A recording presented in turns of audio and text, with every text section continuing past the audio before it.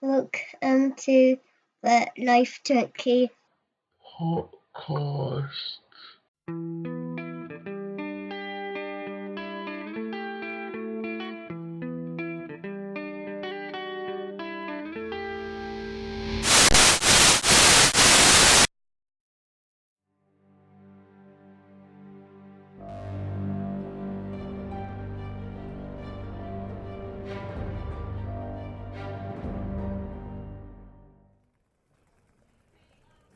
The sign above the exit read, "Welcome to the city at the end of the world."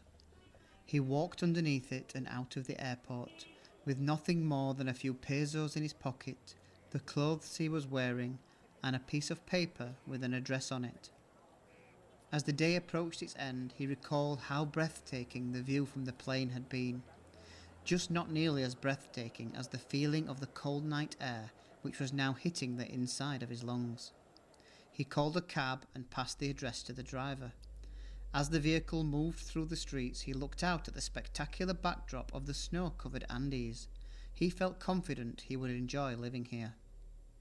After a few minutes, the taxi pulled to a stop outside a themed Irish bar, something he wasn't expecting, but he paid and thanked the driver.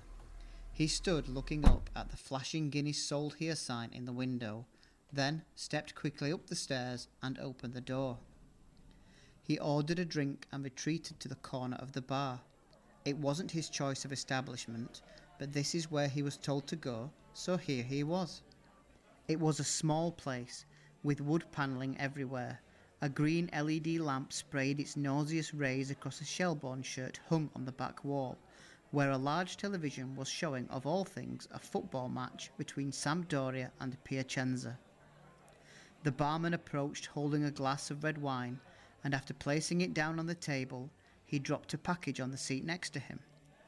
The envelope simply said, "Senor Larson." This was seemingly another pseudonym, of which there had now been 3. He took a drink and instantly regretted it.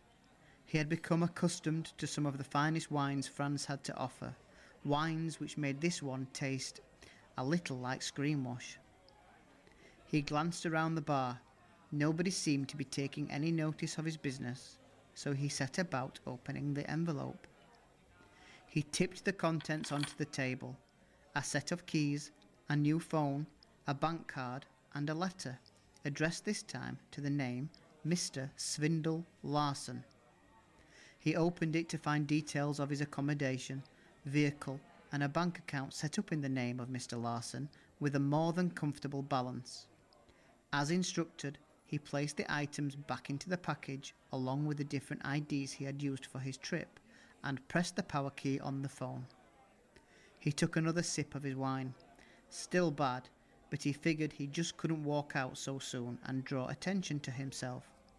The phone sprang to life. He found only one contact number in the address book, and when trying to call, it rang number unobtainable. Then it beeped and buzzed, and the display read one new voicemail message. He lifted the phone to his ear and listened. Welcome to your new home.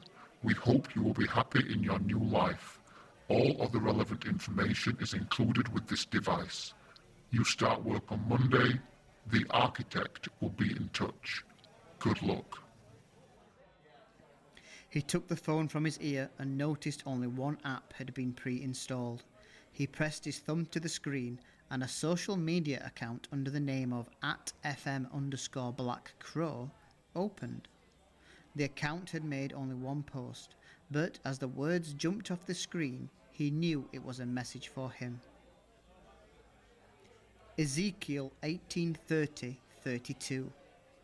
For I have no pleasure in the death of one who dies, says the Lord God. Therefore turn and live. He finished his drink, shuddered, and headed for the door, dropping the package in the waste bin as he left. His new life lay before him, and even though it seemed daunting, he couldn't help but feel like something big was about to happen.